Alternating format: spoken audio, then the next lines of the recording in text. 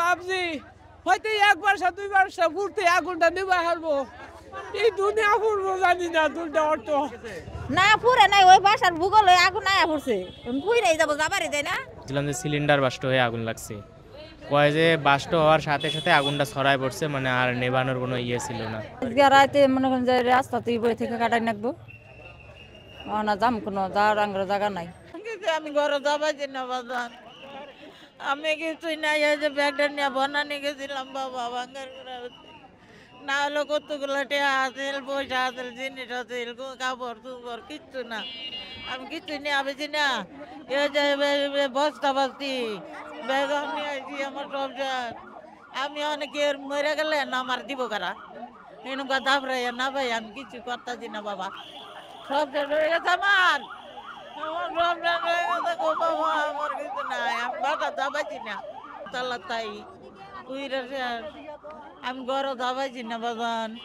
আমার কেটা চিন্তা নেই, হুতাও আমি বাই করে পেলাম না। আমরা ভাবছি হয়তো একবার দুইবার ঘুরতে আগুনটা নেবা হারবো, এই দুনিয়া ফুরবো জানি না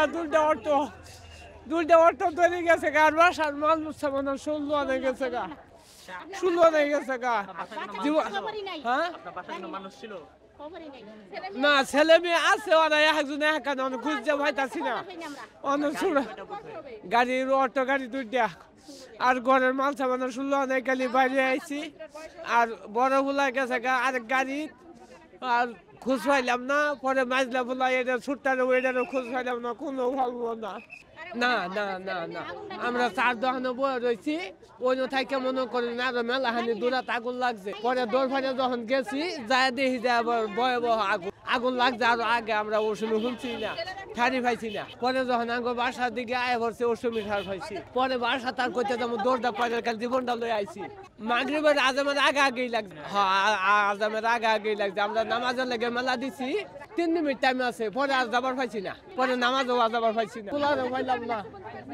অনেক ফুলারও পাইতেছে না। টানা তৃতীয়বার অর্জন করেছে দেশের সেরা সুপার ব্র্যান্ড স্বীকৃতি বসুন্ধরা টিস্যু।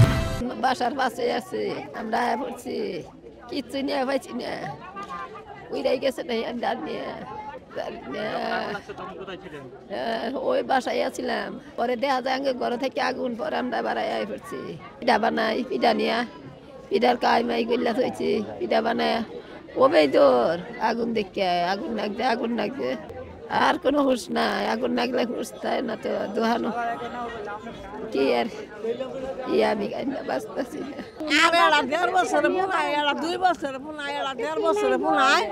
এই পুনায় দুটো বাঁচাইছি আমি, আর জীবনটা বাঁচাইছি আমি, আর কিছু বাঁচতে পারবে না। কম্বল টম্বল নিয়ে আইসি বারে, তাতে কত দিয়ে বয়ে থাকামো, পুলিশেরা ঢুক পারি দেয় না, না পুরে নাই, ওই বাসার ভূগোল হয়ে আগুন আয়া পড়ছে, পুইরাই যাবো, যাবারই দেয় না, পুলিশেরা তো দেখে আইসি, না আছে না আছে কবার পাইতাছি না। বুঝলাম যে সিলিন্ডার বাস্ট হয়ে আগুন লাগছে,